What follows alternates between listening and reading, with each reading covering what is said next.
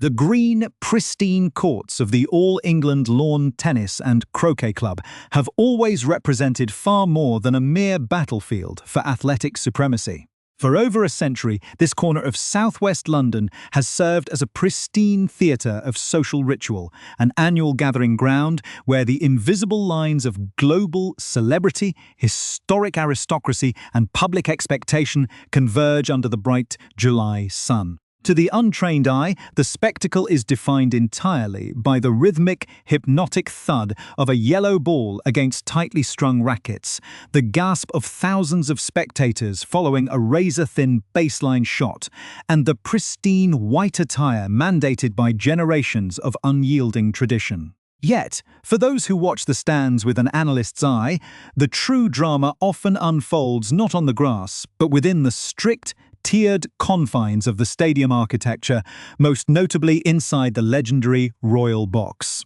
This exclusive enclosure, with its dark green wicker chairs and impeccable views, operates under an unspoken but rigidly observed code of conduct, where every nod, every glance, and every instance of polite applause is catalogued, weighed, and interpreted by a global audience. The atmosphere during a major final is heavy with a unique kind of tension, a mixture of high-stakes sporting drama and the quiet, high-society posturing that defines British summertime tradition. It is a place where public personas are maintained under the relentless scrutiny of television cameras, and where even the most casual, fleeting gesture can be magnified into an international headline within a matter of minutes. As the crowds began to fill the stadium on this particular Saturday, a palpable energy swept through the 15,000 spectators who had gathered to witness the pinnacle of the tournament. Completely unaware that a masterclass in modern social speculation was about to unfold right before their eyes. The air was thick with anticipation, the weather perfectly mimicking the idealized vision of a classic British sporting afternoon, creating an idyllic backdrop that made the subsequent storm of public scrutiny all the more unexpected and intense. If you find yourself captivated by these hidden dynamics of high society and the unspoken rules that govern the world's most famous figures, please consider subscribing to the channel to ensure you never miss our deep, investigative breakdowns of these fascinating public encounters. To understand the weight of what transpired, one must first appreciate the unique ecosystem of the Royal Box itself.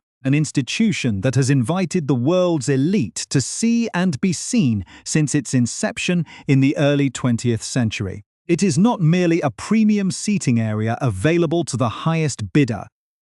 Invitation to this select gathering is a tightly controlled privilege, managed directly by the chairman of the All England Club, requiring a level of social standing that transcends mere wealth or fleeting fame. On this afternoon, the rows were a tapestry of international recognition, drawing together icons of the silver screen, titans of industry, and the core members of the institution that sits at the very heart of British national identity. The arrival of the most senior figures is always choreographed with the precision of a state ceremony, designed to project stability, grace, and an approachable yet elevated connection to the public. When the gates opened and the distinguished guests began to filter toward their designated positions, the collective gaze of the stadium naturally shifted upward from the court, scanning the faces of those who occupy the highest echelons of modern culture. Among this crowd was a celebrated international icon, an actress whose journey from national pageantry to the absolute peak of global entertainment has made her one of the most recognizable and fiercely independent figures in modern media. Seated just a few rows away, separated by a thin barrier of protocol and a handful of other distinguished guests, was the very future of the British monarchy itself, represented by individuals whose lives are permanently lived in the unyielding glare of public service and media analysis. The juxtaposition was striking, a perfect encapsulation of 21st century celebrity culture meeting centuries-old institutional tradition in a single shared physical space. For hours, these two distinct worlds existed in absolute proximity, breathing the same air, watching the same serves, and participating in the same collective sighs of a captivated sporting audience, yet remaining entirely distinct within their own spheres as the afternoon progressed. The casual observer would have noted nothing but the standard, polite decorum that Wimbledon demands of its patrons, an environment where emotional outbursts are generally restricted to the play on the grass. The sheer density of star power within those few square meters meant that every movement was being captured by hundreds of lenses, from official broadcast cameras to the clandestine smartphones of nearby spectators seeking a glimpse of royalty or Hollywood glamour. It is within this hyper-vigilant environment that the modern phenomenon of digital analysis finds its perfect fuel, transforming a routine sporting event into a complex puzzle of human interaction. The public has grown accustomed to seeing these worlds collide with a display of mutual warmth,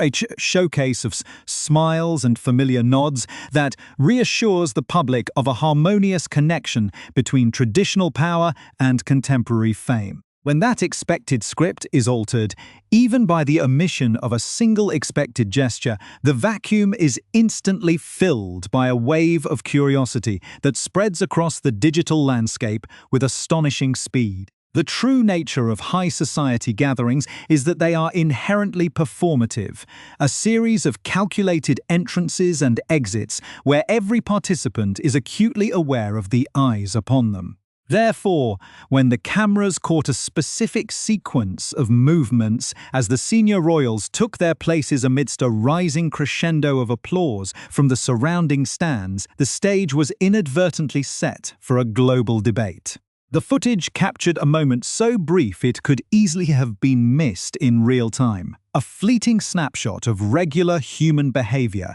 that, when extracted from its broader context, appeared to tell a completely different and far more calculated story. It is the beginning of a narrative that challenges our understanding of public etiquette, leaving the world to wonder whether they were witnessing a genuine display of cold indifference or merely the ordinary, unchoreographed reality of people simply attending a tennis match. The precise sequence of events that triggered a whirlwind of international commentary and digital analysis unfolded in the span of a few fleeting seconds, captured by a television broadcast feed that was quickly repurposed for the global digital arena. As the crowd of 15,000 prepared for the start of the highly anticipated match, the sudden arrival of the Prince and Princess of Wales sent a distinct wave of energy through the historic stadium. The royal box, packed with the world's most recognizable faces, reacted with the traditional polite enthusiasm that characterizes a British sporting triumph. With rows of spectators rising to their feet or turning to offer warm applause as the royal couple descended the steps to their front row seats. The atmosphere was deafening, filled with the collective cheers of an adoring public that viewed this appearance not just as a sporting tradition, but as a reassuring display of institutional continuity and grace. Yet, as the camera panned outward to capture the broader reaction within the exclusive enclosure, the focus of internet analysts quickly shifted away from the front row and locked onto a figure seated slightly higher up, just a few rows behind the arriving dignitaries. There, amidst the sea of clapping hands and smiling faces, sat Priyanka Chopra, an international star whose presence would normally command the center of any room she occupies. In the footage that quickly became the focal point of global debate, the actress appeared entirely absorbed in her own immediate environment, her hands remaining still as she adjusted a piece of her elegant attire, seemingly detached from the collective display of reverence occurring just a few meters ahead of her. To the side, several other spectators in her immediate vicinity also appeared to be engaged in their own conversations or adjustments, yet it was her specific posture and lack of overt acknowledgement that caught the collective eye of a highly sensitive online audience. This brief moment, when isolated from the hours of unrecorded interactions that preceded and followed it, was instantly weaponized by commentators searching for a deeper, more calculated meaning behind a regular physical gesture. In the modern ecosystem of celebrity journalism, nothing is viewed as accidental, and the absence of a greeting or a round of applause is frequently interpreted as a deliberate social statement rather than a simple lapse in timing or awareness. The internet, with its capacity for frame-by-frame analysis, began to deconstruct the video with an intensity usually reserved for major political developments, tracking the angle of her gaze, the positioning of her shoulders, and the exact moment she chose to look down. For some observers, the action was a masterclass in subtle, high-society defiance, a public snub delivered in a setting where direct confrontation is entirely forbidden by the unyielding laws of etiquette. They argued that an actress of her stature, completely accustomed to the constant presence of cameras and the precise demands of public appearances, would be acutely aware of how her actions would be perceived by a global audience watching her every move. From this perspective, the choice to focus on a garment rather than join the stadium-wide ovation was viewed as a conscious decision to withhold validation from the senior royals.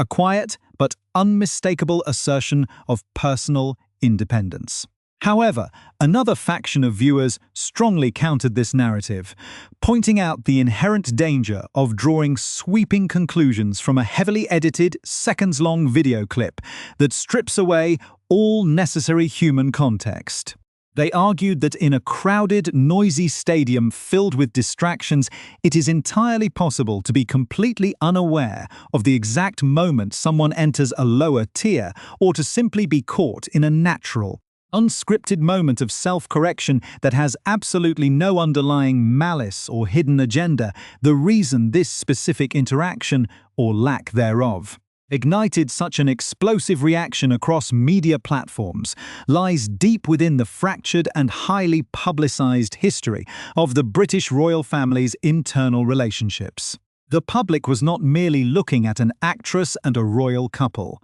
They were viewing this encounter through the lens of a fierce, ongoing loyalty debate that has divided fans of the monarchy for several years. Priyanka Chopra is widely known to share a deep, long-standing personal friendship with Meghan Markle, the Duchess of Sussex, a bond that dates back to their time working in the North American television industry long before either woman married into their respective global roles. Because the relationship between the Duke and Duchess of Sussex and the core members of the royal family, particularly the Prince and Princess of Wales, has been marked by documented strain and public estrangement. Any public intersection involving their close friends is instantly viewed as a proxy battlefield. Online commentators immediately began to hypothesize that the actress was acting out of a sense of fierce loyalty to her friend, delivering a silent, public show of solidarity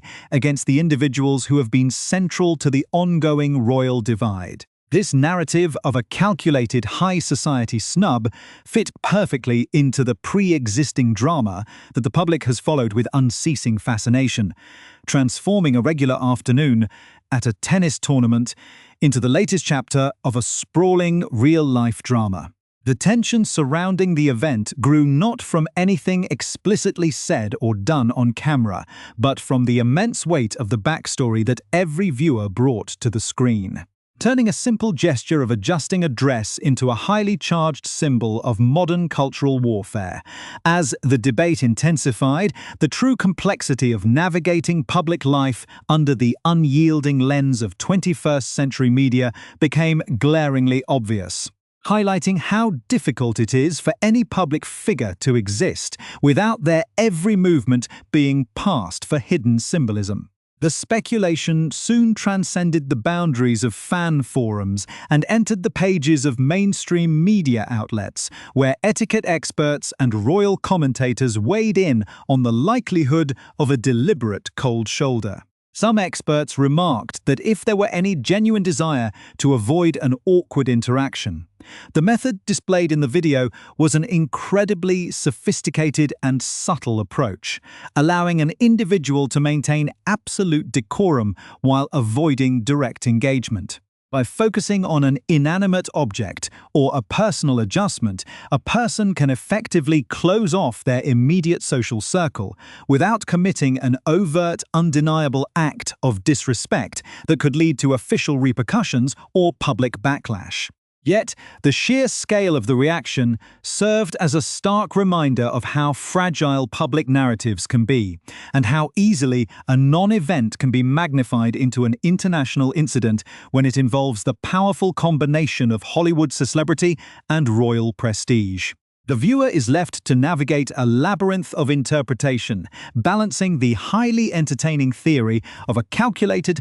loyal friend executing a subtle protest against the much more grounded, realistic probability that a spectator was simply enjoying a world-class sporting event without constantly thinking about the complex web of royal family politics. The intense speculation surrounding this brief, unscripted moment ultimately reveals far more about the hyper-connected nature of modern media than it does about the actual intentions of the individuals seated in the royal box. When an ordinary physical gesture, like adjusting a garment or speaking with a neighbor, is instantly elevated into a symbol of international defiance, it demonstrates the incredible pressure placed upon public figures to maintain a flawless, perpetual performance. Every movement is catalogued, and the vacuum left by a missing gesture is instantly filled with a complex narrative built entirely on pre-existing public interest.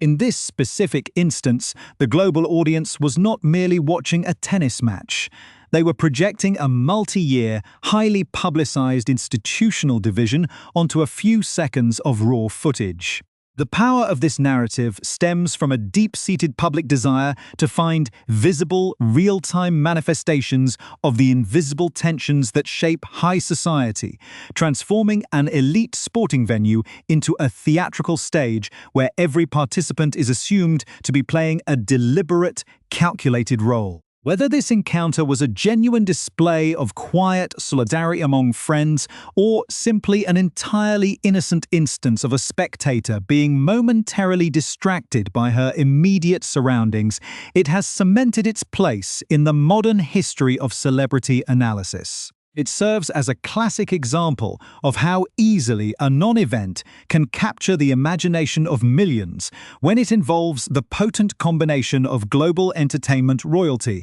and the traditional British monarchy, leaving the true nature of the interaction forever open to individual interpretation.